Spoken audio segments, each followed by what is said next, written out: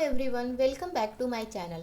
इस वीडियो में हम करेंगे 24 जुलाई 2024 को जो सीटेट पेपर 2 का एग्ज़ाम हुआ था उसके 150 क्वेश्चन, जिसका ये सेट आई है।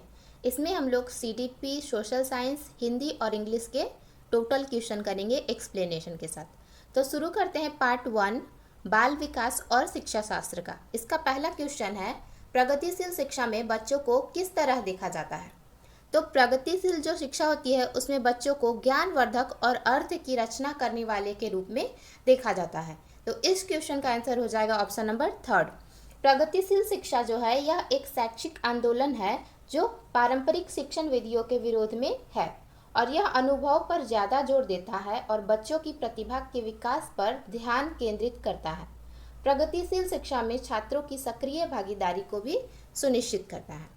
क्वेश्चन नंबर नेक्स्ट देखेंगे, छात्रों के लिए कक्षा में प्रतिक्रिया सबसे अधिक प्रभावी होती है जब जो छात्र हैं क्लास में फीडबैक देते हैं। यह कब ज़्यादा प्रभावी होता है? तो यह तब प्रभावी होता है जब यह सीखने की गतिविधि के दौरान और पश्चात भी हो। बच्चों के लिए जब बच्चे सीखते हैं और उसके बाद घर जाके भी वो क्या प्रतिक्रिया कर देते हैं अपने पढ़ाई के बारे में, तो यह ज़्यादा प्रभावी होता है। क्वेश्चन नंबर 3 देखेंगे, असर्शन और रीजन। कथन इसका है, किशोरावस्था के दौरान जेंडर अपेक्षाओं के अनुरूप स्त्रीत्व और पुरुषत्व की परंपराओं का पालन करने के लिए दबाव बढ़ जाता है। ये बिल्कुल कथन सही है कि जब बच्चे किशोरावस्था में 14-15 साल की उम्र तक पहुंचते हैं तो उनमें यह दबाव बढ़ जाता है लड़का और लड़की के बीच में अंतर करने का। कारण इसका है, जेंडर और जेंडर भूमिकाएं जैविक रूप से निर्धारित की जाती हैं। तो जो इसका कारण है यह गलत है, इसलिए इसका सही आंसर होगा ऑप्शन नंबर 3। ए सही है लेकिन आर गलत है। चलते हैं अपने चौथे क्वेश्चन पर। सुनीता एक 12 वर्षीय लड़की है जो विशेष संगीतीय क्षमता रखती है। उसके माता पिता दोनों ही निपुण गायक हैं और वे सुनीता को अपनी आवाज़ को और बेहतर करने के लिए प्रशिक्षण कक्षा में भेज रहे हैं। तो सुनीता की यह क्षमता जो है संभावित रूप से किन कारकों के अंतःक्रिया का परिणाम है? मतलब जो संगीता गाना अच्छा गा लेती है यह किसका परिणाम है? वृद्धि और परिपक्वता का, पोषण और अनुशासन का, आनुवंशिकता और वातावरण का, या फिर लैंगिक पहचान और आनुवंशिक संरचना का। तो ये जो परिणाम है संगीता का, ये है आनुवंशिकता और वातावरण का परिणाम। इसलिए इस क्वेश्चन का आंसर होगा ऑप्शन नंबर 3। पांचवा क्वेश्चन है, संवेदनशील अवधि वह समय अवधि है जिसके दौरान कुछ रिक्त स्थान विशेष रूप से सामान्य विकास के लिए महत्वपूर्ण होते हैं। तो जाने संवेदनशील अवधि विकास की वह विशेष अवधि होती है जब किसी जीव का मस्तिष्क किसी खास तरह की उत्तेजना या अनुभव के प्रति सबसे अधिक ग्रहणशील होता है। तो जो संवेदनशील अवधि है यह पर्यावरणीय कारक विशेष रूप से सामान्य के लिए महत्वपूर्ण होते हैं। इस क्वेश्चन का ऑप्शन नंबर हो जाएगा 3। चलते हैं अपने छठे क्वेश्चन पे। विद्यार्थियों में समालोचनात्मक चिंतन को विकसित करने के लिए एक शिक्षक को क्या करना चाहिए? केवल ऐसे सवाल पूछने चाहिए जिनका एक ही उत्तर हो? ये गलत हो जाएगा। विद्यार्थियों को उनके संदेह और सवाल पूछने के लिए हतोत्साहित करना चाहिए। तो ये बिल्कुल रॉन्ग है। कोई भी टीचर का ये नहीं बनता है कि वह बच्चों को हतोत्साहित करे। ऐसे सवाल देने चाहिए जिनमें निष्कर्ष और व्याख्याएं शामिल हो, या फिर ऐसे सवाल से बचना चाहिए जिनमें विवेचना और विश्लेषण की आवश्यकता हो। इस क्वेश्चन का आंसर होगा ऑप्शन नंबर 3। शिक्षक को ऐसे सवाल देने चाहिए जिसमें निष्कर्ष और व्याख्या शामिल हो। इससे बच्चों में समालोचनात्मक चिंतन का विकास होगा। हमारा 7वां क्वेश्चन है, एक शिक्षिका खुद से पूछती है, मैं ऐसे अनुभव बच्चों को कैसे प्रदान कर सकती हूँ जिसमें छात्रों को पर्यावरण में विभिन्न प्रकार की वस्तुओं को वर्गीकृत करने और उनकी वर्गीकरण के स्कीमों का विश्लेषण करने की आवश्यकता हो। वह छात्रों में किस बुद्धिमत्ता को बढ़ावा देना चाहती है? भाषाई बुद्धिमत्ता, अंतर्वैयक्तिक बुद्धिमत्ता, प्राकृतिक या फिर शारीरिक? तो इस क्वेश्चन का आंसर होगा ऑप्शन नंबर 3। वो जो शिक्षिका है वह बच्चों में प्राकृतिक बुद्धिमत्ता को बढ़ाना चाहती है। हमारा 8वां क्वेश्चन है, महारत हासिल करने के लक्ष्य निर्धारित करने से छात्र की अभिप्रेरणा और योग्यता के बारे में विचार कैसे प्रभावित होते हैं? यह अक्सर योग्यता के स्थिर दृष्टिकोण में बढ़ी हुई आंतरिक अभिप्रेरणा और विश्वास को दर्शाता है। दूसरा, यह अक्सर योग्यता के वृद्धिशील दृष्टिकोण में बढ़ी हुई आंतरिक अभिप्रेरणा और विश्वास को दर्शाता है। यह अक्सर योग्यता के स्थिर दृष्टिकोण में बढ़ी हुई बाहरी अभिप्रेरणा और विश्वास को दर्शाता है, या फिर यह अक्सर योग्यता के वृद्धिशील दृष्टिकोण में बढ़ी हुई बाहरी अभिप्रेरणा और विश्वास को दर्शाता है। तो इस क्वेश्चन का आंसर होगा ऑप्शन नंबर 2। यह अक्सर योग्यता के वृद्धिशील दृष्टिकोण में बढ़ी हुई आंतरिक अभिप्रेरणा और विश्वास को दर्शाता है। जो आंतरिक अभिप्रेरणा है, इसलिए ये ऑप्शन सही होगा। आप देख सकते हैं ऑप्शन नंबर 3 और 4 में बाहरी अभिप्रेरणा को दर्शाया गया है, तो इसलिए ये ऑप्शन गलत है। चलते हैं अपने नेक्स्ट क्वेश्चन नंबर 9 में। रमा एक शिक्षिका है जो वाइगोत्स्की के सिद्धांत को अपनी कक्षा में लागू कर रही है और वह एक चुनौतीपूर्ण कार्य को पूरा करने के लिए अपने छात्रों को समूहों में काम करने के लिए नियुक्त कर देती है। कार्य के दौरान एक छात्र एक महत्वपूर्ण संकल्पना को समझने के लिए संघर्ष करता है, मतलब उसे एक संकल्पना जो है समझ में नहीं आती, एक कॉन्सेप्ट उसे समझ नहीं आता।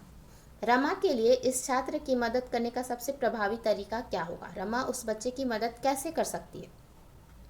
तो रमा जो है उस बच्चे की मदद छात्र के साथ समस्या पर काम करे और समूह के अन्य सदस्यों के साथ को शामिल करते हुए एक आवश्यकता अनुसार मार्गदर्शन और प्रतिपुष्टि प्रदान करके उस छात्र की मदद कर सकती है।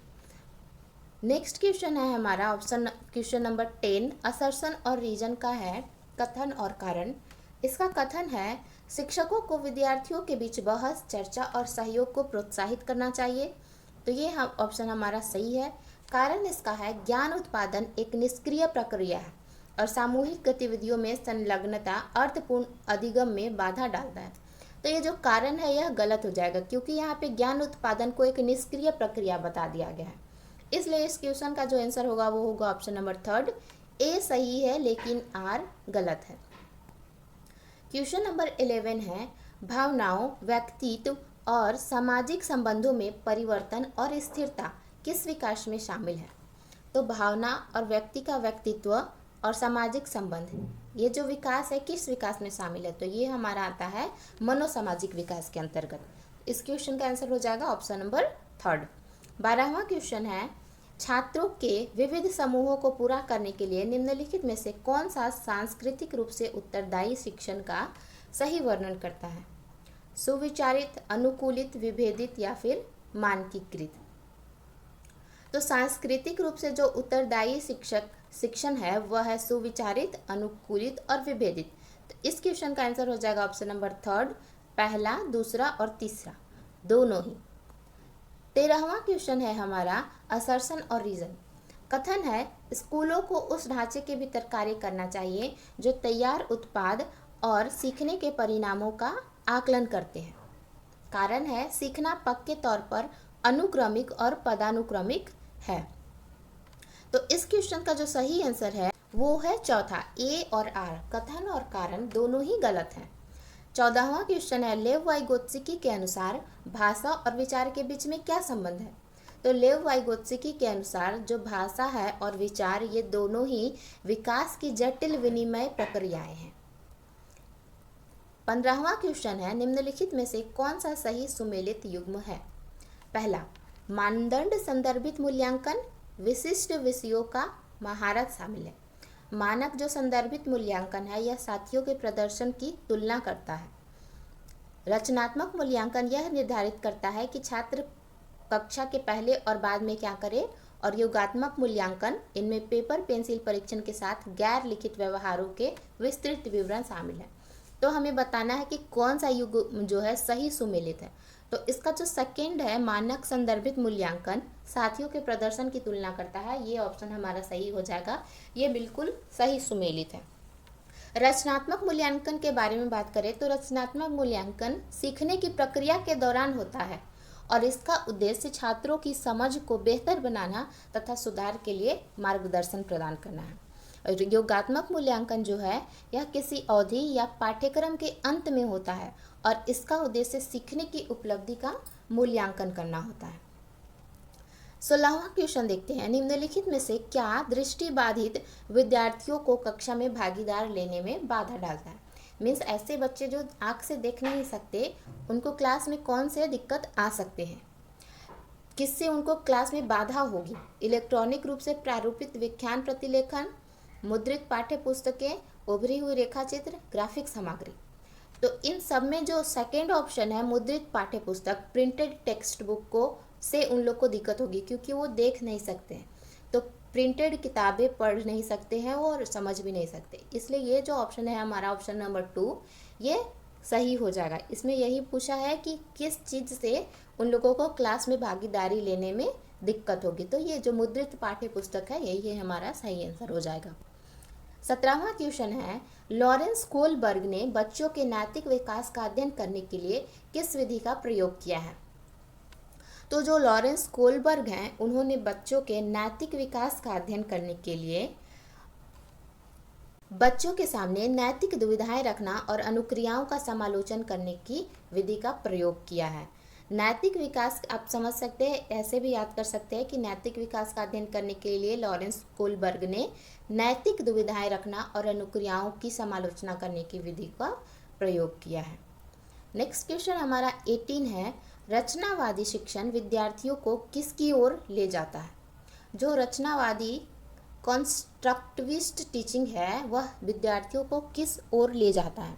तो इस क्वेश्चन का आंसर होगा पहला, खोज आधारित डिस्कवरी आधारित अधिगम की ओर ले जाता है। 19वां क्वेश्चन है, पठन वैकल्य से जूझ रहे छात्रों को पढ़ना सिखाया जा सकता है। मीन्स ऐसे बच्चे जो पढ़ नहीं सकते, जिन्हें पढ़ने में दिक्कत है, उन्हें किस तरह पढ़ना सिखाया जा सकता है? व्यवस्थित ध्वन्यात्मक प्रशिक्षण के माध्यम से या उच्च ग्रेड के स्तर के पठन ग्रंथ प्रदान करके, लंबे और जटिल गद्यांश देके, या फिर अनुकूलित या अनुबंध विधि के माध्यम से। तो इस क्वेश्चन का आंसर हो जाएगा ऑप्शन नंबर 1, व्यवस्थित ध्वन्यात्मक प्रशिक्षण के माध्यम से, फोनोलॉजिकल ट्रेनिंग के माध्यम से उन्हें पढ़ना सिखाया जा सकता है। 20वां क्वेश्चन है, जीन पियाजे के संज्ञानात्मक विकास का सिद्धांत यह बताता है कि, जो जीन पियाजे का संज्ञानात्मक विकास का सिद्धांत है वो क्या बताता है? तो जीन पियाजे का जो संज्ञानात्मक विकास का सिद्धांत है यह बताता है कि बच्चे पाठ्यक्रम को बच्चों के आयु समूह और चरण को ध्यान में रख के तैयार किया जाना चाहिए। इस क्वेश्चन का आंसर हो जाएगा ऑप्शन नंबर 3। 21वां क्वेश्चन है, आप एक शिक्षक हैं जो अपने छात्रों को परासंज्ञानात्मक कौशल विकसित करने में मदद करना चाहते हैं। तो निम्नलिखित में से कौन सी रणनीति इस प्रकार के चिंतन को बढ़ावा देने में सबसे अधिक संभावना है? परासंज्ञानात्मक कौशल को विकसित करना है हमें, मेटा कॉग्निटिव स्किल। तो इसके लिए हम बच्चों को क्या करा सकते हैं? बच्चों को प्रदर्शन पर गुणात्मक प्रतिपुष्टि के बजाय अंक देना, छात्रों को अपने स्वयं के सीखने और सोचने की प्रक्रिया पर विचार करने के लिए प्रोत्साहित करना, विद्यार्थियों को सत्रीय कार्य के लिए सारांशित नोट प्रदान करना, या फिर गृह कार्य सौंपना जिसके लिए याद रखने और याद करने की आवश्यकता हो। तो ये ऑप्शन जो हमारा इसका हो जाएगा ऑप्शन नंबर 2 सही है। परासंज्ञानात्मक कौशल को विकास करने के लिए छात्रों को अपने स्वयं के सीखने और सोचने की प्रक्रिया पर विचार करने के लिए प्रोत्साहित करना ही सबसे ज़्यादा अच्छा होगा। 22वां क्वेश्चन है, निम्नलिखित में से कौन सा कथन स्वालीनता के संदर्भ में सही है? पहला, स्वालीनता वाले सभी लोगों में कम से कम एक विशेष कौशल होता है। स्वालीनता एक तंत्रिकीय विकासात्मक विकार है। स्वालीनता केवल वातावरणीय कारकों के कारण होता है, या फिर स्वालीनता का इलाज किया जा सकता है, उम्र के साथ इसमें सुधार आता है। इस क्वेश्चन का आंसर होगा ऑप्शन नंबर 2, स्वालीनता जो है एक तंत्रिकीय विकासात्मक विकार है, यह एक न्यूरो डेवलपमेंट डिसऑर्डर है। 23 क्वेश्चन देखते हैं, पियाजे और वाइगोत्स्की के सिद्धांतों में एक प्रमुख समानता है। पियाजे और वाइगोत्स्की के जो सिद्धांत दिए हैं उन्होंने, उसमें समानता क्या है? तो इस क्वेश्चन का आंसर होगा ऑप्शन नंबर 3, बच्चों की स्वयं की शिक्षा में संलग्नता और जुड़ाव। उन दोनों के सिद्धांतों में यही समानता है कि उन दोनों ने बच्चों की शिक्षा में और संलग्नता और जुड़ाव के बारे में बातें की है। क्वेश्चन नंबर 24 है, असर्शन और रीजन, कथन और कारण का। कथन है, शिक्षकों को शिक्षार्थियों के बीच व्यक्तिगत भिन्नताओं का सम्मान करना चाहिए और सभी शिक्षार्थियों की आवश्यकताओं के अनुसार अपने शिक्षण को समायोजित करना चाहिए। तो ये जो कथन ये सही है। कारण देखते हैं, शिक्षकों को विविध पृष्ठभूमि के शिक्षार्थियों को पढ़ाते समय उनके बीच सहयोग, समूह कार्य और बातचीत से बचना चाहिए। तो इस क्वेश्चन का जो कारण है वो गलत हो जाएगा, इसलिए इस क्वेश्चन का आंसर है ऑप्शन नंबर 3, ए सही है लेकिन आर गलत है। पहला ऑप्शन हमारा सही है लेकिन दूसरा जो इसका कारण दिया हुआ है ये बिल्कुल गलत है। चलते हैं अपने 25 क्वेश्चन पे। किसी अधिगम की रणनीति में बच्चों द्वारा दूसरों को सिखाना शामिल है। जो उन्होंने सिखाया यानी कि जो बच्चों ने सीखा है वही वो दूसरों को सिखाते हैं। इसे हम क्या कहेंगे? तो इसे हम कहेंगे पारस्परिक शिक्षण, रेसिप्रोकल टीचिंग। क्वेश्चन नंबर 26 है रीजन और असर्शन, कथन और कारण का। कथन है एशियाई संस्कृतियों में जो सामाजिक सद्भावना पर जोर देते हैं, क्रोध को अभिव्यक्ति को हतोत्साहित किया जाता है और शर्म को प्रोत्साहित किया जाता है। तो ये जो हमारा कथन है यह बिल्कुल सही है। इसका कारण दिया है कि भावनाएं व्यक्तिपरक हैं और सीखने में कोई भूमिका नहीं निभाती है। तो कारण इसका गलत हो जाएगा, इसलिए इसका जो सही आंसर है वो है थर्ड, ए सही है लेकिन आर गलत है। हमारा 27वां क्वेश्चन है जीन पियाजे के अनुसार बच्चे वयस्कों से किस प्रकार भिन्न हैं? बच्चे वयस्कों पर निर्भर होते हैं, तो ये गलत हो जाएगा। बच्चे की तुलना में वयस्क बहुत अज्ञानी होते हैं। बच्चों की सोच वयस्कों से गुणात्मक रूप से भिन्न होती है, या फिर बच्चों की सोच मात्रात्मक रूप से भिन्न होती है। इस क्वेश्चन का जो सही आंसर है वो है ऑप्शन नंबर थर्ड, बच्चों की जो सोच है वयस्कों से गुणात्मक रूप से भिन्न है, ना कि मात्रात्मक रूप से। मात्रा में बच्चे बड़ों के समान ही सोचते हैं, लेकिन वो बड़ों की तुलना में कुछ अलग सोचते हैं। 28वां क्वेश्चन है निम्न में से कौन सा प्रश्न विश्लेषणात्मक चिंतन को बढ़ावा देता है? भारत की राजधानी खाली स्थान है, भारत में कितने राज्य हैं, भारत की कुल जनसंख्या कितनी है, या फिर भारत में जनसंख्या वृद्धि के विभिन्न कारण क्या हैं? तो हमें विश्लेषणात्मक चिंतन को बढ़ाता है कौन सा क्वेश्चन? तो वो क्वेश्चन है ऑप्शन नंबर 4 में, भारत में जनसंख्या वृद्धि के विभिन्न कारण क्या है। यही हमारा सही आंसर है। 29वां क्वेश्चन है समावेशी कक्षाओं को पहचानना चाहिए कि हर बच्चा एक ही दर से और एक ही समय में सीखेगा, या फिर समावेशी कक्षाओं में विशेष बच्चों की ज़रूरतों को पूरा करने के लिए एक अलग शैक्षिक कार्यक्रम पेश किया जाता है। तीसरा है अलग अलग भिन्नताओं के अनुसार विभेदित निर्देश दिए जाते हैं, या फिर बच्चों के बीच हर तरह की विभिन्नता को दूर करने का लक्ष्य रखती है। तो जो समावेशी कक्षा है वह अलग अलग भिन्नताओं के अनुसार विभेदित निर्देश वहाँ पे दिए जाते हैं। इस क्वेश्चन का आंसर हो जाएगा ऑप्शन नंबर थर्ड। चलते हैं अपने 30वें क्वेश्चन पे। कथन और कारण है। कथन है शिक्षकों को बच्चों को प्रयोग के लिए बहुत सारे अवसर देने चाहिए और उदाहरणों और गैर उदाहरणों पर चर्चा करनी चाहिए। इसका कारण है बच्चों में गलत धारणाओं से निपटने का एक रचनात्मक तरीका विपरीत उदाहरण प्रदान करता है। तो इस क्वेश्चन का आंसर हो जाएगा ऑप्शन नंबर फर्स्ट, कथन और कारण दोनों ही सही है, और कथन की जो कारण है सही व्याख्या भी करता है। CDP के 30 क्वेश्चन हमारे कंप्लीट हो गए हैं। यहाँ से हम शुरू करेंगे सोशल साइंस के 60 क्वेश्चन। तो क्वेश्चन नंबर हमारा 31 है, भारत में भौतिक मानचित्र में यदि आपको दक्कन के पठार को पहचानना है तो यह किस रंग से दर्शाया गया होगा? तो जो फिजिकल मैप है इंडिया का उसमें दक्कन के पठार को किस रंग से दर्शाया जाएगा? तो फिजिकल मैप में पठार को पीले कलर से दर्शाया जाता है, इसलिए वहाँ पे हमारा जो ऑप्शन 4 है पीला वो सही हो जाएगा।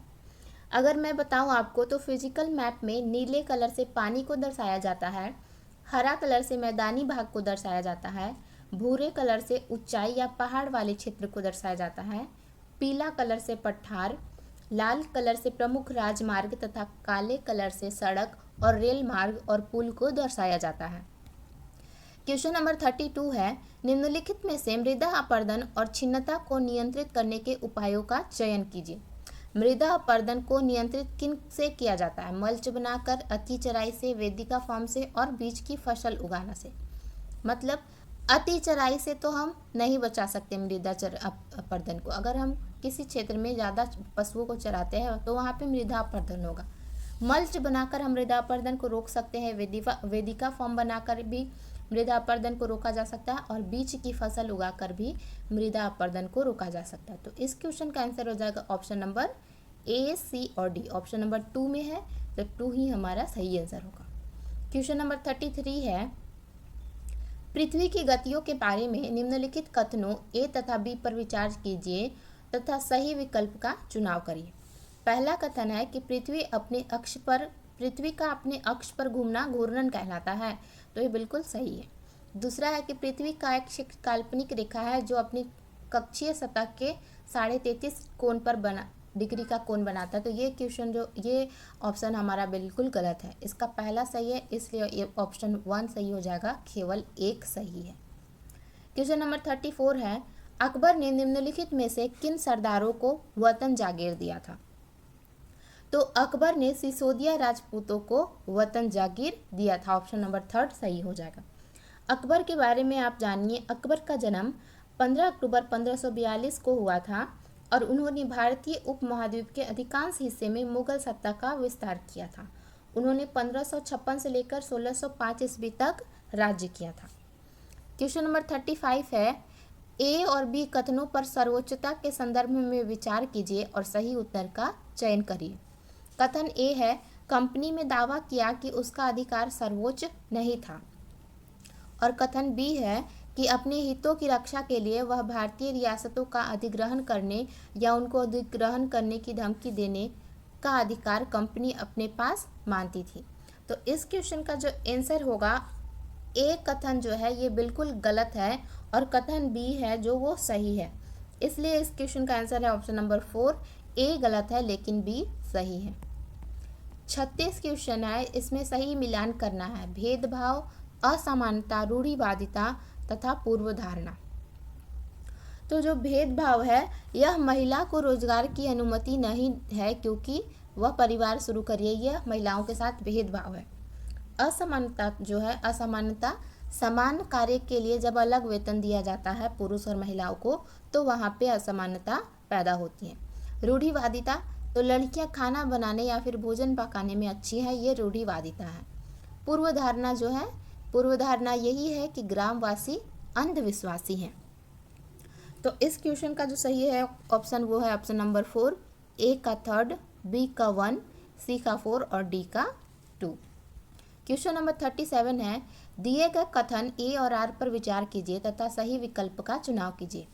कथन ए है, जो स्थान ग्रीनविच में पश्चिम में है उनका समय ग्रीनविच से पीछे रहेगा। ये मान लीजिए ग्रीनविच रेखा है और इधर पूर्व दिशा है तथा इधर पश्चिम दिशा है।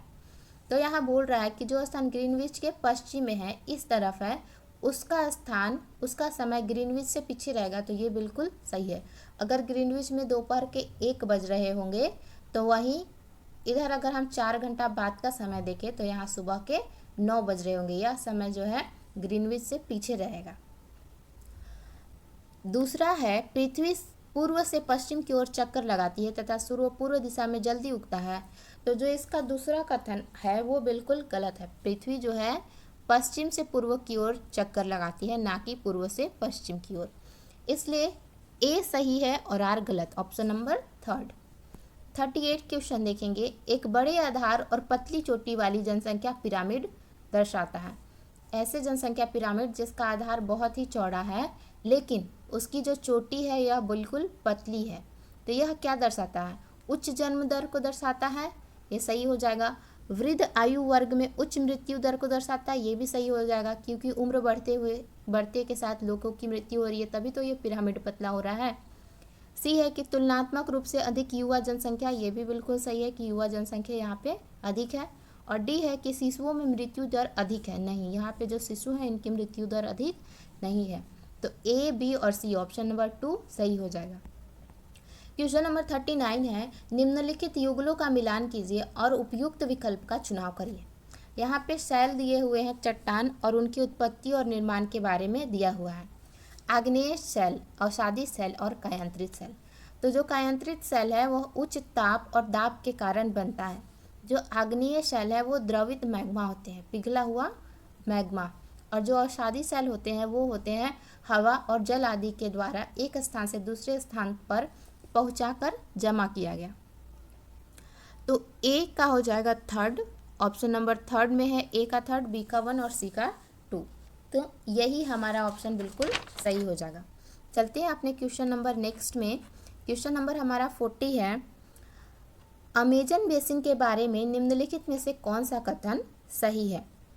यहाँ पूरे वर्ष गर्म और नम जलवायु रहती है। यहाँ लोग कर्तन और दहन कृषि करते हैं। लोग मुख्यतः धान उगाते हैं। या फिर चौथा है कि बेसिन में कई स्थानों तक पहुँचने के लिए हवाई जहाज़ों तथा हेलीकॉप्टर का प्रयोग किया जाता है। तो इस क्वेश्चन का जो सही आंसर है वो है ए, बी तथा डी। यहाँ पे लोग मुख्य रूप से धान नहीं उगाते हैं, यहाँ पे लोग मुख्य रूप से शर्करा वाली चीज़ें उगाते हैं जैसे शकरकंद इत्यादि। नेक्स्ट क्वेश्चन हमारा 41 है, लद्दाख के बारे में दिए गए निम्न कथनों पर विचार कीजिए और सही विकल्प का चुनाव करिए।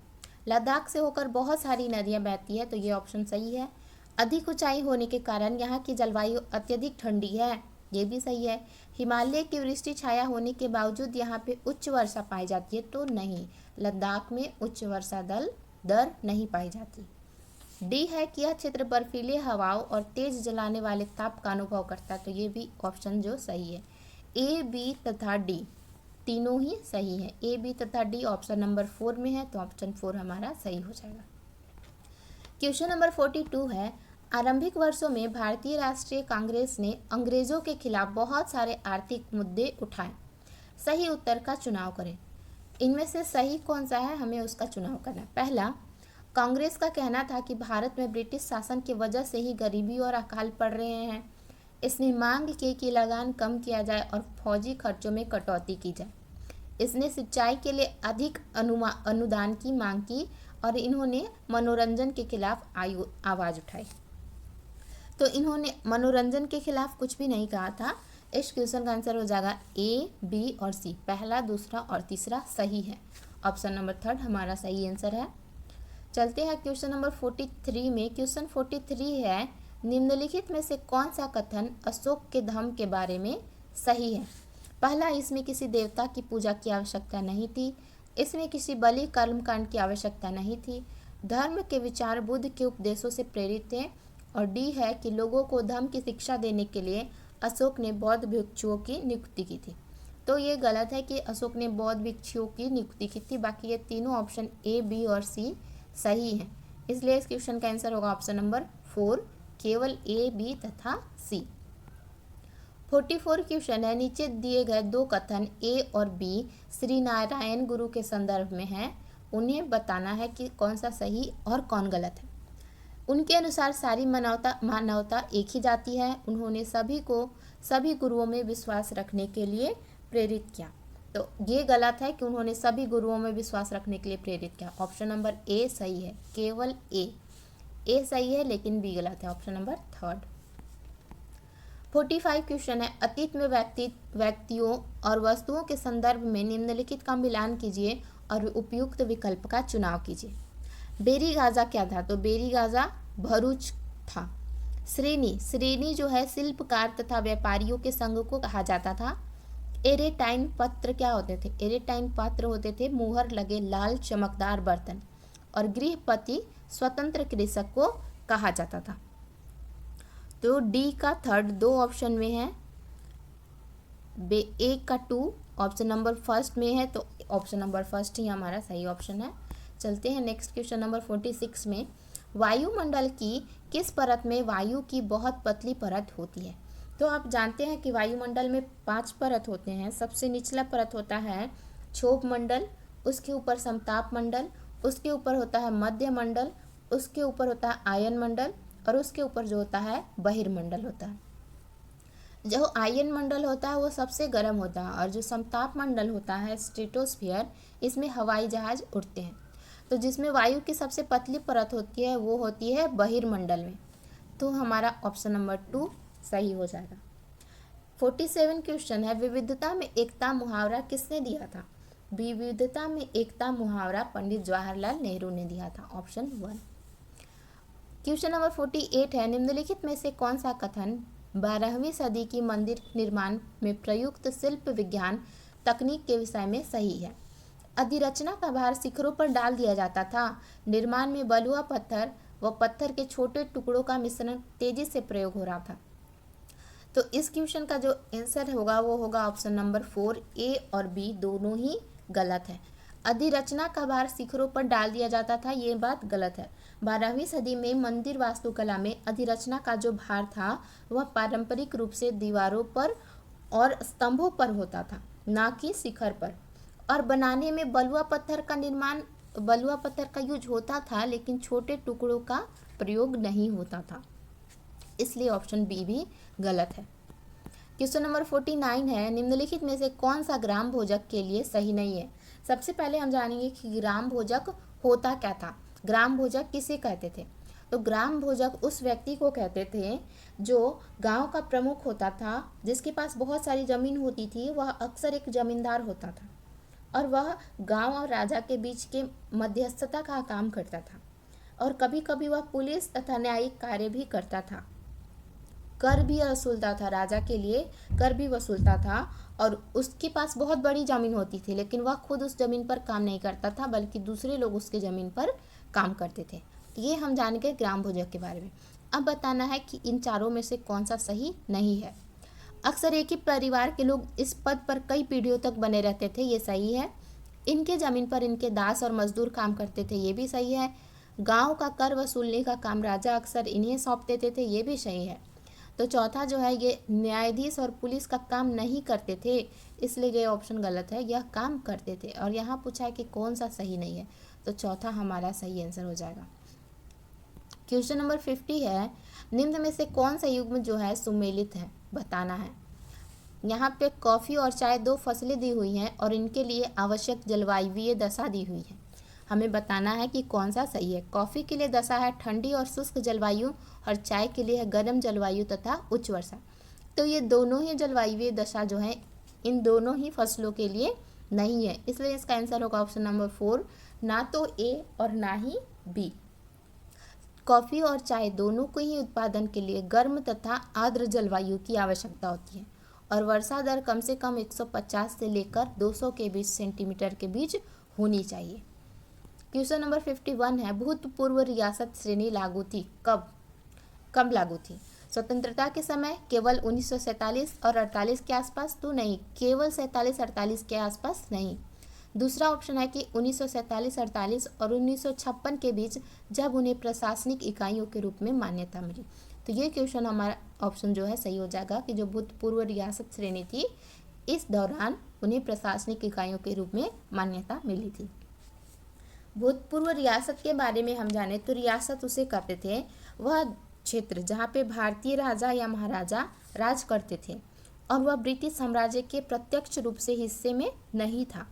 वहाँ पे ब्रिटिश साम्राज्य के संधि से वह स्थान जुड़ा हुआ था। वहाँ पे ब्रिटिश जो लोग थे बस वे उनके विदेशी मामलों और उनकी सुरक्षा के रूप में ही हस्तक्षेप कर देते थे और बाकी कुछ नहीं, बाकी का सब कुछ वहाँ का राजा ही देखता था।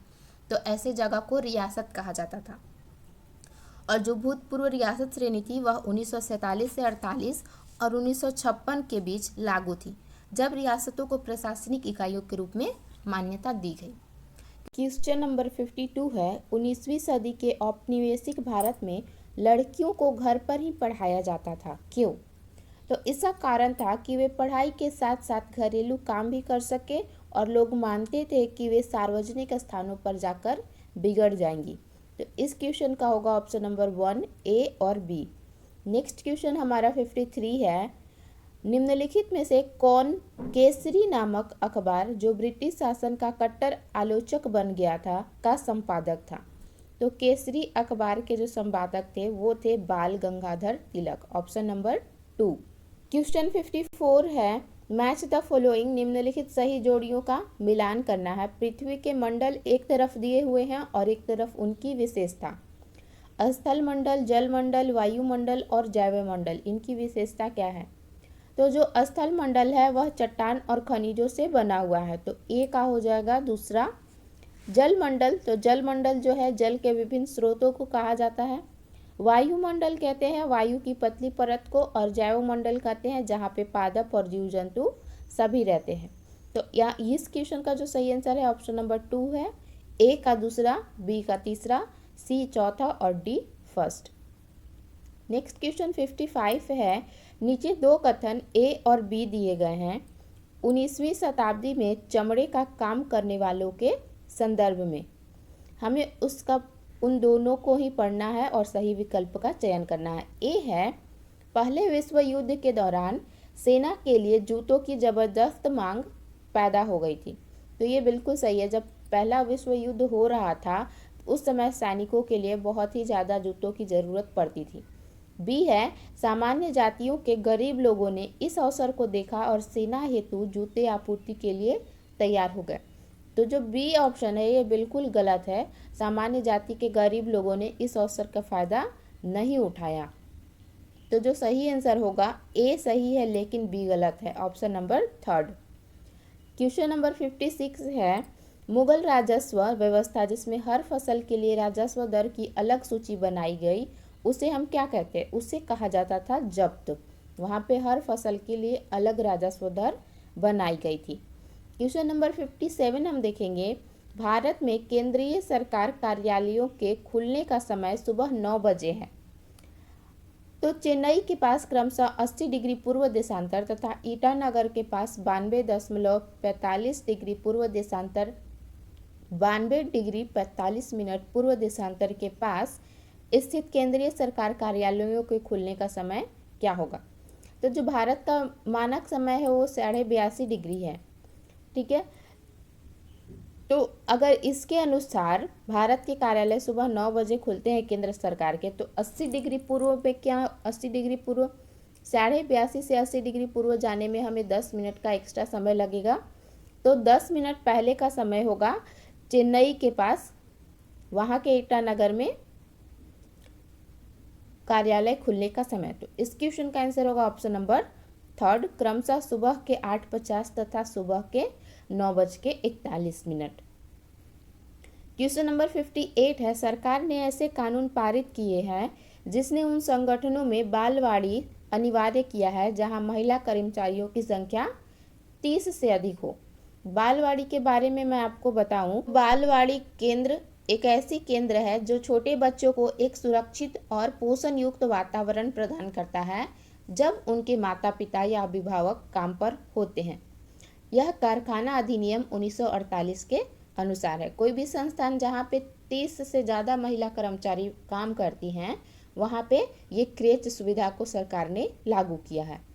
क्वेश्चन नंबर 59 है पृथ्वी के शैले व वे शैले जो पृथ्वी के निर्माण के 30 करोड़ वर्ष पश्चात बनी उसे हम क्या कहते हैं? इस क्वेश्चन का आंसर ऑप्शन नंबर 2 पश्चिमी ऑस्ट्रेलिया में स्थित है।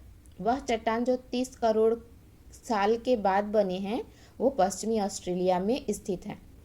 60 क्वेश्चन है इतिहास की गूढ़ लिपि का अर्थ निकालने या फिर लिखने में पुरातत्वविद एक महत्वपूर्ण भूमिका निभाते हैं। निम्नलिखित में से उनके काम की प्रकृति के बारे में कौन सा सही नहीं है? पहला, भवनों, चित्रों और मूर्तियों के अवशेषों का अध्ययन, औजार, हथियार, बर्तनों, पैन आदि की प्राप्ति के लिए छानबीन और खुदाई, जानवरों, पक्षियों, मछलियों की हड्डी ढूंढना और फिर लिखित सामग्री की जांच। तो जो इतिहास कार्य है वे लिखित सामग्रियों की जांच नहीं करते, बाकी ये तीनों कार्य वे करते। इसलिए इस क्वेश्चन का आंसर होगा ऑप्शन नंबर 4। 61 क्वेश्चन है सामाजिक विज्ञान में परियोजना पद्धति में शामिल है। तो परियोजना पद्धति में क्या क्या शामिल है हमें बताना है। गतिविधि, चर्चा, प्रयोग और फिर वर्णन। तो जो परियोजना कार्य होता है, जो प्रोजेक्ट मिलता है उसमें हमें वर्णन नहीं करना होता है। तो गतिविधि, चर्चा और प्रयोग ABC हमारा सही आंसर हो जाएगा ऑप्शन नंबर 1। 62 क्वेश्चन है नैदानिक मूल्यांकन का प्रयोजन उद्देश्य है विद्यार्थियों के लक्षणों के बारे में सूचना प्रदान करना, विद्यार्थियों के पूर्व ज्ञान के बारे में जानना, विद्यार्थियों की श्रेणियों में वर्गीकृत करना और फिर विद्यार्थियों को आंकना। इस क्वेश्चन का आंसर होगा ऑप्शन नंबर 4 A तथा B। नैदानिक मूल्यांकन जो है विद्यार्थियों के लक्षणों के बारे में सूचना प्राप्त करता है तथा विद्यार्थियों के पूर्व ज्ञान के बारे में जानता है। क्वेश्चन नंबर 63 है सामाजिक विज्ञान की शिक्षिका अपने बच्चों को अपनी कक्षा के लिए नियम बनाने को कहती है और ये नियम एक चार्ट पेपर पर लिखे जाते हैं।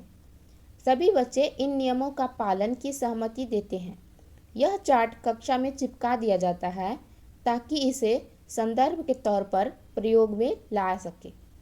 इस गतिविधि को निम्न में से किस संप्रत्यय को पढ़ाने हेतु प्रारंभिक गतिविधि के रूप में लिया जा सकता है? तो इसको हम प्रजातंत्र के रूप में ले सकते हैं। तो इस क्वेश्चन का आंसर है ऑप्शन नंबर 3।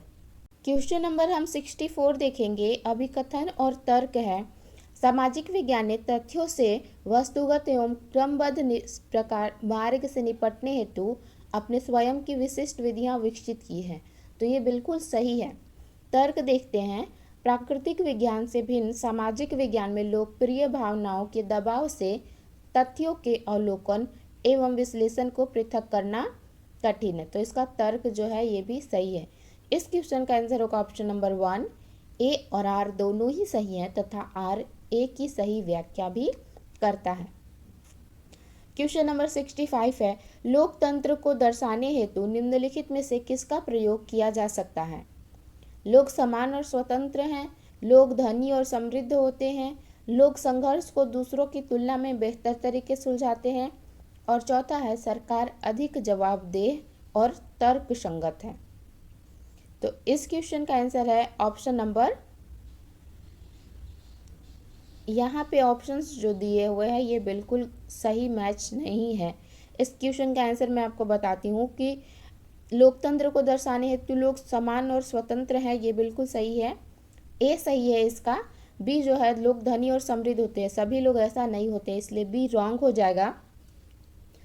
और ये जो है लोग संघर्ष को दूसरों की तुलना में बेहतर तरीके से सुलझाते हैं, ये भी हमारा गलत हो जाएगा। यहाँ पे किन की किन से तुलना की गई ये क्लियर नहीं है। सरकार अधिक जवाबदेह और तर्कसंगत है, इसको हम ले सकते ए तथा डी। तो ए और डी किसी भी ऑप्शन में नहीं है। क्वेश्चन नंबर 66 देखेंगे, निम्नलिखित में से प्रश्न कौन से प्रश्न संज्ञानात्मक प्रक्रिया के विश्लेषणात्मक पक्ष को आंकते हैं? ऑप्शन नंबर पहला है, वे राष्ट्रीय पाठ्यचर्या उद्देश्य क्या है जिनको धरोहर संबंधी परियोजनाओं के द्वारा संपादित किया जा सकता है? बी, इतिहास की विधियां विज्ञान, कला एवं प्रबंधन अध्ययनों के शोध में कैसे सहायक है? विविध भारती कार्यक्रमों को कितनी क्षेत्रीय भाषा और स्थानीय बोलियों में प्रसारित किया गया था? आपके द्वारा देखे गए 2 ऐतिहासिक धारावाहिकों पर समीक्षा लिखिए। और ई, भरूड़ क्या है? तो इस क्वेश्चन का आंसर है जो ऑप्शन नंबर 3, ए, बी और डी। ए, बी और डी ये 3 क्वेश्चन जो है यह विश्लेषणात्मक पक्ष को दर्शाते हैं। क्वेश्चन नंबर 67 है, निम्न में से कौन से विकल्प निष्पक्ष सुनवाई के मूलभूत तत्व हैं? पहला, मुकदमा जनता के सामने खुली अदालत में चलाया जाता है। आरोप पत्र और अभियोजन पक्ष द्वारा पेश किए गए सभी साक्ष्यों की एक प्रति आरोपी को दी जाती है। बचाव पक्ष के वकील की अभियोजन पक्ष की ओर से पेश किए गए सारे गवाहों से जिरह करने का मौका नहीं दिया जाता। और डी है, न्यायाधीश अदालत के सामने वकीलों द्वारा दिए गए कथनों के आधार पर फैसला करते हैं। तो इस क्वेश्चन का जो सही आंसर होगा वो है ऑप्शन नंबर 3, ए, बी तथा डी। ए बिल्कुल सही है कि मुकदमा जनता के सामने खुली अदालत में चलाया जाता है। बी भी सही है कि आरोप पत्र और अभियोजन पक्ष के द्वारा पेश किए गए सभी साक्ष्यों की एक प्रति आरोपी को दी जाती है। सी जो है सही नहीं है, यहाँ पे लिखा हुआ है कि सारे गवाहों से जिरह करने का मौका नहीं दिया जाता, तो इस कारण से ये ऑप्शन गलत है। और डी ऑप्शन भी सही है कि न्यायाधीश अदालत के सामने वकीलों द्वारा दिए गए कथनों के आधार पर फैसला करते हैं। 68 क्वेश्चन है, राष्ट्रीय चिकित्सा आयोग की चिकित्सा आचार संहिता में कहा गया है प्रत्येक चिकित्सक को जहां तक संभव हो उन दवाओं को निर्धारित करना चाहिए जो जेनरिक दवाइयां कहलाती हैं। इस क्वेश्चन को होगा ऑप्शन नंबर 3। 69 क्वेश्चन है, कथन ए और बी पर विचार कीजिए और सही विकल्प को चुनिए। ए है, प्राकृतिक विज्ञान सामाजिक विज्ञान से श्रेष्ठ है और यह होनहार विद्यार्थियों का क्षेत्र है। बी है, सामाजिक विज्ञान सामाजिक, सांस्कृतिक और विश्लेषणीय कौशलों को प्रदान करने के लिए आवश्यक है जो वर्तमानीय स्वतंत्र विश्व में समन्वय बैठाने के लिए आवश्यक है। तो जो बी ऑप्शन है ये गलत हो जाएगा। ए सही है किंतु बी गलत है, ऑप्शन नंबर 3। क्वेश्चन नंबर 70 देखेंगे। भेदभाव विषय पर चर्चा करने के लिए निम्नलिखित में से कौन सा संसाधन प्रासंगिक है? अशोक के अभिलेखों की लिपि, मानवाधिकारों की वैश्विक घोषणा, B.R. अम्बेडकर के भारत लौटने के पश्चात रहने हेतु स्थान ढूंढने के अनुभवों का वृत्तांत और एक विज्ञापन में कपड़े धोते हुए महिला को दर्शाना। तो जो B.R. अम्बेडकर के भारत लौटने के पश्चात रहने हेतु स्थान ढूंढने के अनुभव का वृत्तांत है, यही भेदभाव पर विषय पर चर्चा करने के लायक है। क्वेश्चन नंबर 71 है, दिए गए कॉलम का मिलान करिए और उपयुक्त विकल्प चुनिए। चर्चा क्या है? तो सुनना, राय व्यक्त करना और दूसरों से पता लगाना। ए का हो जाएगा option number 4। A option number 4 3 में है। बी है अवलोकन। अवलोकन कहलाता है रिपोर्टिंग, वर्णन, चित्र, पठन और आरेखन। बी का थर्ड भी 2 ऑप्शन में है। नियामक सरोकार। नियामक सरोकार होता है भिन्न क्षमता के प्रति संवेदनशीलता, पर्यावरण के प्रति चिंता प्रदर्शित करना। स्पष्टीकरण होता है तार्किक संबंध बनाना। डी का दूसरा ऑप्शन नंबर फर्स्ट में आई, इसलिए यही हमारा सही आंसर हो जाएगा। क्वेश्चन नंबर 71, लता सुबह 5 बजे चाय बेचती है, उसके बाद बहुत दूर कुएं से पानी लेके आती है। घर पहुंचने पर घर का खाना बनाती, कपड़े धोती और घर की सफाई करती, झाड़ू पोछा करती है। उसके पश्चात वो फिर से चाय की दुकान के लिए सामान खरीद कर लाती है। इन सब कार्यों को क्या कहेंगे? इन सब कार्यों को कहेंगे दोहरा बोझ।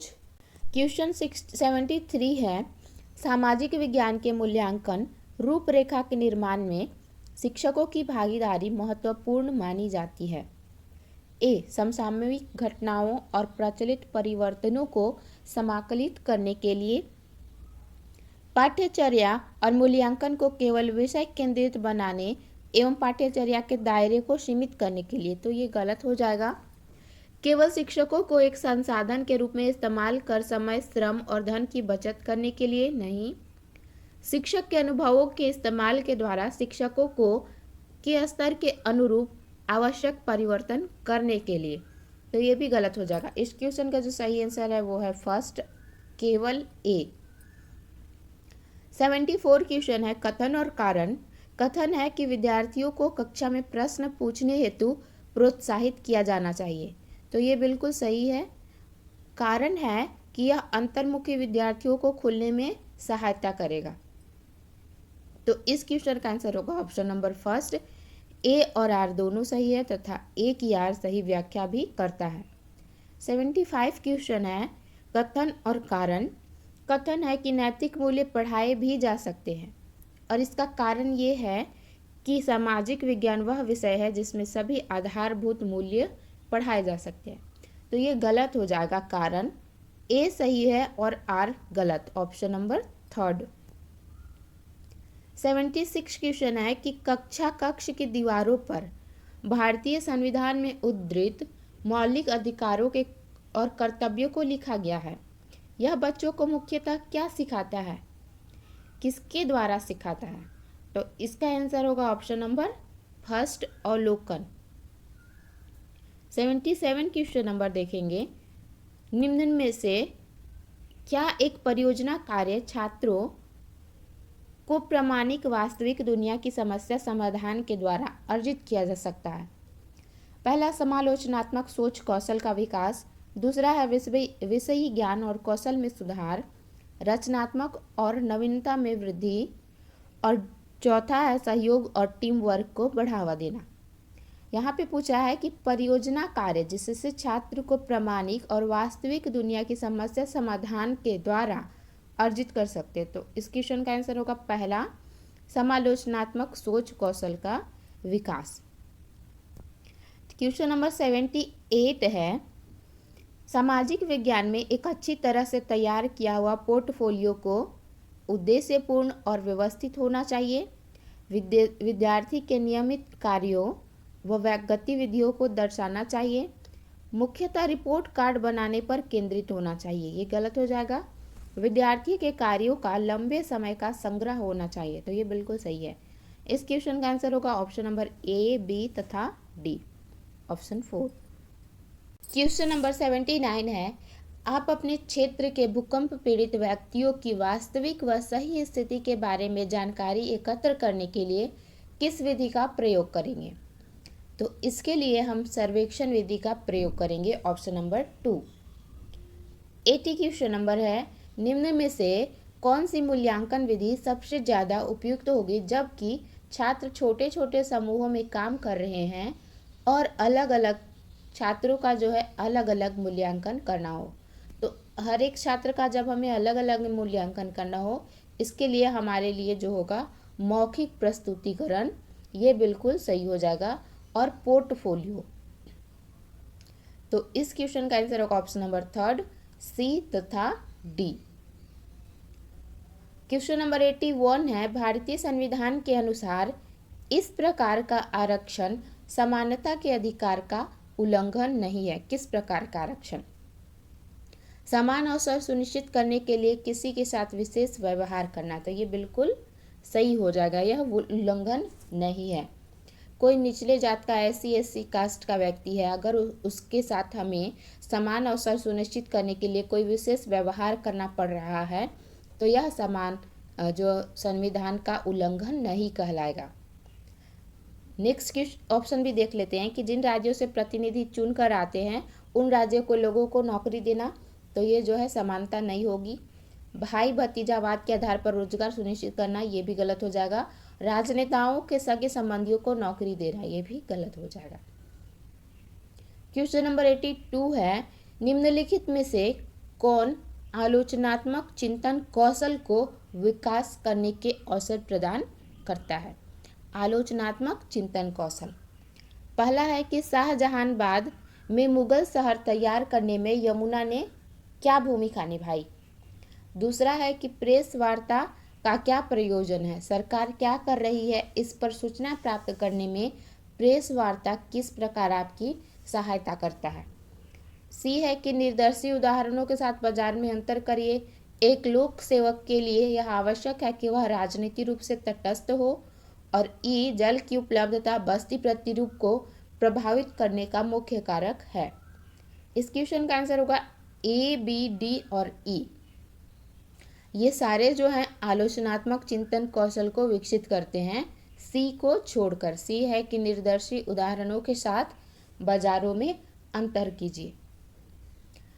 83 क्वेश्चन है, ग्रामीण भारत में एक बड़ी संख्या में जो लोग भूमिहीन हैं जबकि उनकी जीविका का मुख्य स्रोत कृषि है, वे क्या कहलाते हैं? वे कहलाते हैं कृषि मजदूर तथा प्रवासी श्रमिक मजदूर। बी तथा सी ऑप्शन नंबर 2 में है, यही हमारा सही आंसर होगा। क्वेश्चन नंबर 84 है, भारतीय संविधान में स्वतंत्रता, समानता तथा बंधुत्व के विचार लिए गए थे, कहाँ से? तो भारतीय संविधान में स्वतंत्रता, समानता तथा बंधुत्व के विचार फ्रांसीसी क्रांति से लिए गए थे। Question number 84। क्वेश्चन 85 है, निम्नलिखित में से कौन सी स्थिति किसी विद्यालय में लिंग तटस्थ वातावरण का उदाहरण है? लड़कियों के एक समूह में रंगोली बनाना, दूसरा लड़कों के द्वारा वार्षिक उत्सव में मदद करना, लड़कियों के समूह के द्वारा नृत्य प्रतियोगिता की तैयारी करना, और डी है लड़कों के समूह द्वारा अतिथियों के लिए जलपान की व्यवस्था करना। तो लिंग तटस्थ वातावरण का जो उदाहरण यहाँ पे दिख रहा है वो है बी तथा डी, ऑप्शन नंबर 4, लड़कों का वार्षिक उत्सव में मदद करना और अतिथियों के लिए जलपान की व्यवस्था करना। क्वेश्चन नंबर 86 है, भारत के किस क्षेत्र में आदिवासी समुदायों की सघनता सबसे अधिक है? तो भारत का जो साउथ इंडिया है, दक्षिण भारत है, वहाँ पे आदिवासी समुदायों की सघनता सबसे अधिक है। 87 देखेंगे, निम्न कथनों पर विचार कीजिए और सही विकल्प चुनिए। कथन है, ग्रामीण क्षेत्रों में गैर कृषि गतिविधियों में निवेश ग्रामीण शहरी पलायन को कम कर सकता है। कारण इसका है कि एक विशेष मौसम के दौरान पलायन में वृद्धि होती है जब ग्रामीण क्षेत्रों में कोई कृषि गतिविधि नहीं हो रही हो। तो जो सही आंसर होगा ऑप्शन नंबर 1 है। ए और आर दोनों ही सही है और ए की आर सही व्याख्या भी करता है। क्वेश्चन नंबर 88 है, विविधता विषय पर कार्य देने हेतु एक अध्यापक ने अपनी कक्षा के 30 विद्यार्थी को छोटे छोटे समूह में बांटना चाह रही है, तो वह निम्नलिखित में से समूह निर्माण का कौन सा तरीका सबसे उचित होगा? विद्यार्थी के सुविधा अनुसार, आगे से पीछे क्रम के अनुसार, विद्यार्थियों की पिछली कक्षा में आए घटते क्रम में, या फिर विषम यादृक्ष समूह जो किसी खेल पर आधारित हो। इसका जो सही आंसर होगा ऑप्शन नंबर 4, विषम यादृक्ष समूह जो किसी खेल पर आधारित हो। 89 क्वेश्चन है, सामाजिक विज्ञान पाठ्यचर्या में अनेकत्व की संकल्पना को निम्नलिखित में से कौन सा कथन सटीकता से दर्शाता है? एकल विचारधारा की प्रमुखता, अनेक परिप्रेक्ष्य और विविध दृष्टिकोण की सम्मिलित करना, तीसरा सामाजिक विज्ञान के कुछ परिप्रेक्ष्य का निष्कासन, और चौथा है सामाजिक विज्ञान पाठ्यचर्या सामग्री में कठिन भाषा का प्रयोग। तो जो सामाजिक विज्ञान पाठ्यचर्या में अनेकत्व की संकल्पना है उसको दर्शाता है अनेक परिप्रेक्ष्य और विविध दृष्टिकोण को सम्मिलित करना, ऑप्शन नंबर 2। क्वेश्चन नंबर 90 है, संविधान एक क्षेत्र में रहने वाले लोगों के बीच नागरिक नामक संबंध निर्धारित करता है, और यह किसको भी निर्धारित करता है? तो यह लोगों और सरकार के बीच के संबंध को भी निर्धारित करता है। तो हमारा एसएससी का 60 क्वेश्चन कंप्लीट हो गए हैं। अब हम शुरू करेंगे हिंदी पेपर 1 के 30 क्वेश्चन। हिंदी में गद्यांश दिए गए हैं जिसे पढ़कर 91 से 99 तक के प्रश्नों के उत्तर देने हैं। आप पढ़ लेंगे इसे, मैं इसके आंसर बता देती हूँ। 91 क्वेश्चन है, कौन सा साहित्य कालजयी साहित्य बन पाता है? तो इसका जो सही आंसर होगा 3rd, जो मानवीय सत्य की व्याख्या करे। कालजयी से क्या तात्पर्य है? तो कालजयी से तात्पर्य है हर काल में जो प्रासंगिक हो। 93 है, किस तरह के साहित्यकारों की आवश्यकता हर युग में बनी रहती है?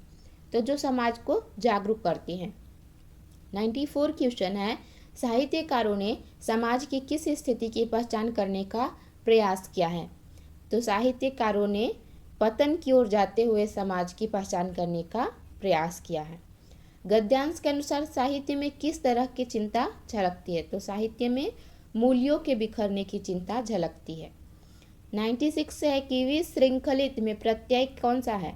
तो विशृंखलित में प्रत्यय है इत। प्रत्यय किसी भी शब्द के आखिरी में लगता है और उसके अर्थ को बदल देता है। 97 समाज के बदतर होने की स्थिति। बदतर जो है इसका अर्थ क्या है? यहाँ पे इसका अर्थ है अत्यधिक बुरा। 98 है, विश्वास शब्द का अर्थ क्या है? तो विश्वास शब्द का अर्थ है निश्चित धारणा। समाज को गति कौन प्रदान करता है? तो समाज को गति साहित्य प्रदान करता है।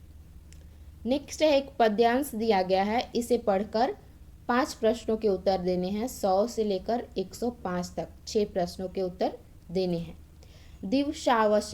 दिवसावसान का संधि विच्छेद क्या है? तो जो इसका सही आंसर है वो है ऑप्शन नंबर 1, दिवस प्लस अवसान।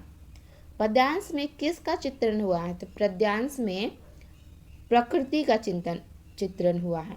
हृदय राज की रानी किसके लिए प्रयुक्त हुआ है? हृदय राज की रानी संध्या के लिए प्रयुक्त हुआ है। संध्या सुंदरी किस तरह के आकाश से उतर रही है? तो बादलों से भरे आकाश से उतर रही है। किसके हंसने की बात की गई है? तो तारों के हंसने की बात की गई है। पद्यांश में किस अलंकार का प्रयोग अधिक मुखरित है?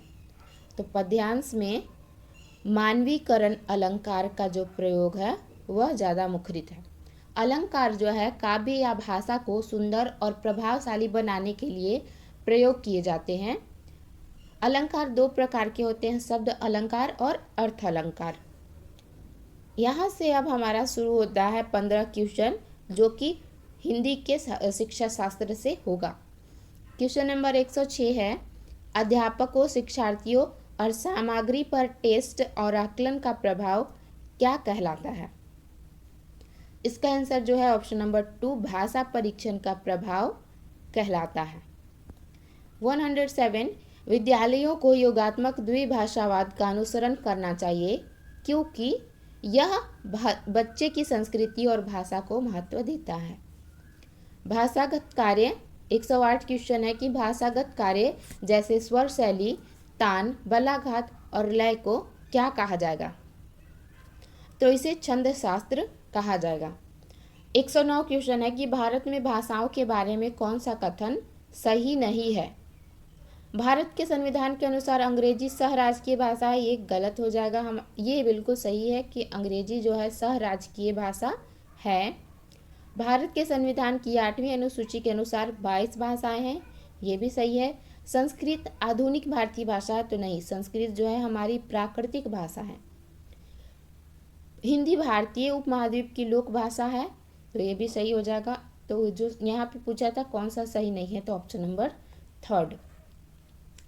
110 क्वेश्चन है कि भाषा की कक्षा में विद्यार्थी अध्यापक के निर्देशन में समूह बनाकर दिए गए टॉपिक पर एक विज्ञापन प्रस्तुत करते हैं। इस तरीके से भाषा सीखना क्या कहलाएगा? इस तरीके से भाषा सीखना सहयोगात्मक अधिगम कहलाएगा। एक अध्यापक ने बच्चों को रेस्टोरेंट से जुड़ी शब्द संपदा से परिचित कराने वाला काम किया। इस पाठ का क्या उद्देश्य होना चाहिए? तो इस पाठ का उद्देश्य होना चाहिए शिक्षार्थियों को कोश विषयक सामग्री से परिचित करवाना। 112 क्वेश्चन है कि अधिगम का कौन सा मत इस बात में विश्वास रखता है कि मौखिक या अमौखिक भाषा आदत निर्माण की प्रक्रिया के माध्यम से आती है? तो ऑप्शन नंबर 2 है व्यवहारवादी। किसी भी कहानी का समय और स्थान क्या कहलाता है? तो किसी भी कहानी का समय और स्थान सेटिंग कहलाता है। 114 क्वेश्चन है भाषा की कक्षा में एक अध्यापक ने विद्यार्थियों के एक समूह को ग्राहक, प्रॉपर्टी डीलर, मकान मालिक और किराएदार का अभिनय करने के लिए कहा और शेष विद्यार्थियों ने कहा कि इस अभिनय को देखें और वार्तालाप का आनंद लें। इस गतिविधि को क्या कहा जाएगा? इस वक्त गतिविधि को निर्देशन कहा जाएगा। 115 क्वेश्चन है कक्षा 5 की भाषा अध्यापक अपनी कक्षा में भाषा शिक्षण के लिए प्रतिदिन अनेक प्रकार की सामग्री जैसे कि समाचार पत्र, भोजन तालिका और रेल के टिकट लेकर आती है। तो वह अधिगम के लिए क्या कर रही है? तो वह अधिगम को और अधिक वास्तविक और उपयोगी बनाने के लिए प्रामाणिक सामग्री का प्रयोग कर रही है। ऑप्शन नंबर पहला सही आंसर हो जाएगा। 116 है किसी श्रवण से जुड़ी गतिविधि की योजना बनाते समय कौन सा कारक महत्वपूर्ण नहीं है? वक्ताओं का जेंडर, मतलब बोलने वाला जो है महिला है या पुरुष, यह महत्वपूर्ण नहीं रखता। 117 क्वेश्चन है भारत में बहुभाषावाद के संदर्भ में अध्यापक के लिए क्या समझना जरूरी है? तो अध्यापक के लिए यह समझना जरूरी है संप्रेषण से सामाजिक संबद्धता स्थापित होती है। 118 क्वेश्चन है कि भाषा के कौन से कौशल ग्राह्य कौशल हैं? श्रवण और पठन जो है ग्राह्य कौशल है। श्रवण यानी कि सुन के भी हम कुछ ग्रहण करते हैं और पढ़ के भी ग्रहण करते हैं, तो इन दोनों को ही ग्राह्य कौशल कहा गया है। 119 क्वेश्चन है कि श्रवण में क्या क्या शामिल है? श्रवण में शामिल है ध्वनियों की पहचान करना और उनसे अर्थ निकालना। 120वां क्वेश्चन है जो आखिरी क्वेश्चन है हिंदी पेपर 1 का। इसके बाद हम 30 क्वेश्चन करेंगे इंग्लिश के, जिसके बाद हमारा 150 का ये सेट कंप्लीट हो जाएगा। कॉलम ए और कॉलम बी को हमें मैच करना है। संप्रेषणात्मक भाषा शिक्षण, तो संप्रेषणात्मक भाषा शिक्षण जो है वो है सामाजिक रूप से स्वीकृत और संदर्भ के रूप में अनुरूप भाषा। इसका पहला सही हो जाएगा मैच। प्रत्यक्ष विधि, प्रत्यक्ष विधि जो है व्याकरण को आगमनात्मक तरीके से पढ़ाना। व्याकरण अनुवाद होगा लिखित साहित्यिक सामग्री, जो कि व्याकरण अनुवाद कहलाता है। वेस्ट की नवीन पद्धति है मौन पठन, यानी कि चुप होकर पढ़ना। ऑप्शन नंबर पहला हमारा आंसर है। अब हम शुरू करेंगे इंग्लिश के 30 क्वेश्चन। इंग्लिश में भी यहाँ पे एक पैसेज दिया हुआ है जो स्वीट और चॉकलेट खाने वाले व्यक्तियों के बारे में कुछ है। इसमें 121 से लेकर 128 तक के प्रश्नों का उत्तर इस पैसेज को पढ़ के देना है। ये पैसेज एक चॉकलेट खाने वाले लोगों के बारे में है। तो मैं आपको डायरेक्ट आंसर बताती हूँ। इसका जो 121वां क्वेश्चन है वो है doctor warn against any form of gain therapy which seek to deactivate the sweet gain. यहाँ पे स्वीट और अगेंस्ट ये जो दो वर्ड हैं ये बताना है कि ये कौन से पार्ट्स ऑफ स्पीच से हैं। तो अगेंस्ट है प्रीपोजिशन और स्वीट जो है एक नाउन है, इसलिए इसका आंसर होगा ऑप्शन नंबर थर्ड। 122वां क्वेश्चन है complete the given word analogy. ये वर्ड एनालॉगी दिए हुआ है, इसको हमें कंप्लीट करना है। इनिशिएट का यहाँ पे हो जाएगा, इनिशिएट का यहाँ पे क्या होगा वो हमें बताना है। तो इनिशिएट का जो है यहाँ पे सिनोनिम्स बताना है। इनिशिएट मतलब होता है आरंभ करना, और इसका जो सिनोनिम्स यहाँ पे है वो है स्टार्ट ऑफ। स्टार्ट ऑफ का भी मतलब होता है एक अलग तरीके से शुरुआत करना। 123वां क्वेश्चन है having a sweet tooth means. Sweet tooth का मतलब क्या है, यहाँ पे है teeth being sweet to taste. 124 question है doctor at not in favour of gene therapy because. जो डॉक्टर है गेन थेरेपी के फेवर में नहीं है, क्यों? क्योंकि people will feel guilty after going through it. 125वां क्वेश्चन है according to doctors sweet food are. Doctor के अनुसार स्वीट फूड क्या है? तो डॉक्टर के अनुसार स्वीट फूड जो है एनर्जी बूस्टर है। The phrase initiate a cascade of event means. Initiate a cascade of event, ये जो लाइन है इसका मतलब क्या है? इसका मतलब है to put a stop to orderly events. 127वां क्वेश्चन देखेंगे read the statement given below. नीचे दिए गए स्टेटमेंट को पढ़ना है। Doctor have favoured gene therapy to control sweet gene. A sweet taste receptor recognise the amount of sweetness in food. और C है heredity factor have absolutely no role to play in inheriting the sweet gene. तो इसके answer जो होगा A, B and C R all incorrect, ये सभी जो है गलत हैं। 128वां क्वेश्चन है चोकोहॉलिक्स आर पीपल। जो चोकोहॉलिक पीपल होते हैं वो कैसे पीपल होते हैं? तो वो जो चॉकलेट और एल्कोहल दोनों इंजॉय करते हैं वैसे लोगों को चोकोहॉलिक बोलेंगे। नेक्स्ट फिर से एक पैसेज दिया हुआ है और इस पैसेज को पढ़ के 129 से लेकर 135 तक के प्रश्नों के उत्तर देने हैं। 129वां है why do the willows and poplars look absurd in the landscape। तो इसका जो आंसर होगा वो होगा option number 2, they have minimum branches and leaves. 130वां है identify the underline word in the given sentence. यहाँ पे जो सेंटेंस है यहाँ पे लैक और सेप क्या है इसको हमें बताना है। तो यहाँ पे लैक और सेप जो है नाउन और एडजेक्टिव है। 131वां है असर्शन और रीजन। असर्शन है wood and stick are piled high against the courtyard wall in the houses. और इसका रीज़न है कि wood is found in abundance across Tibet. तो इसका आंसर हो जाएगा option number 2, A is correct and R is not the reason for it. 132वां question है yak dung is used by Tibetans as a substitute for. Yak dung जो है किसके लिए यूज किया जाता है? तो इसका प्रयोग लकड़ी के लिए किया जाता है, ऑप्शन नंबर 4। 133 क्वेश्चन है what aspect of Tibetan houses are described in this passage. इस पैसेज में तिब्बतियन घरों के बारे में क्या बताया गया है वो बताना है। तो इसका जो सही आंसर है option number 3, roofs are made of mud and bricks. यहाँ की जो छतें हैं वह मिट्टी के और ब्रिक्स के बनी हुई है, ये यहाँ पे गलत है, हमें इनकरेक्ट बताना था। बाकी के जो 3 दिए हुए हैं ये बिल्कुल सही हैं। Wall are made of mortar and cement, tin can line the window ledge and they are solidly poured. 134वां है the phrase courtyard jostling together implies. ये जो लाइन है कोर्ट यार्ड जॉस्टलिंग टूगेदर, इसका मीनिंग क्या है? इसका meaning है बीइंग वेरी फार अपार्ट। 135वां है यहाँ पे वर्ड एनालॉगी को कंप्लीट करना है। प्रीसियस का वह वैल्यूएबल, ये सिनोनिम्स है। तो इंजीनियस का सिनोनिम्स क्या होगा? इंजीनियस का सिनोनिम्स यहाँ पे हो जाएगा ऑप्शन नंबर 4, प्रैक्टिकल। 136 है which is a tool that allow for a number of synchronous and asynchronous online teaching opportunities. तो इसका आंसर होगा ऑप्शन नंबर पैडलेट 4। 137 क्वेश्चन है which tool is not ideal for formative assessment. Formative assessment जो रचनात्मक test होता है उसके लिए क्या जरूरी नहीं है ये हमें बताना है। असाइनमेंट जरूरी है, प्रोजेक्ट जरूरी है, क्लास प्रेजेंटेशन भी जरूरी है, जबकि पेपर पेंसिल टेस्ट जरूरी नहीं है। इसलिए हमें यहाँ पे पूछा है कि विच इज़ नॉट आइडियल, तो सही आंसर होगा ऑप्शन नंबर 2। 138 क्वेश्चन है using everyday object to teach language is called. प्रतिदिन के वस्तुओं का प्रयोग करके जब कोई टीचर भाषा को सिखाता है उसे हम क्या कहेंगे? तो उसे हम कहेंगे रियालिया।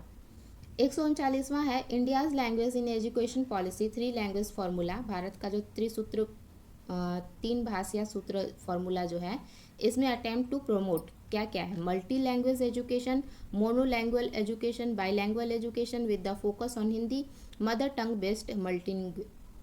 तो इस क्वेश्चन का आंसर होगा ऑप्शन नंबर 4 मदर टंग, मातृभाषा पर भाषित आधारित है हमारा त्रिभाषा सूत्र।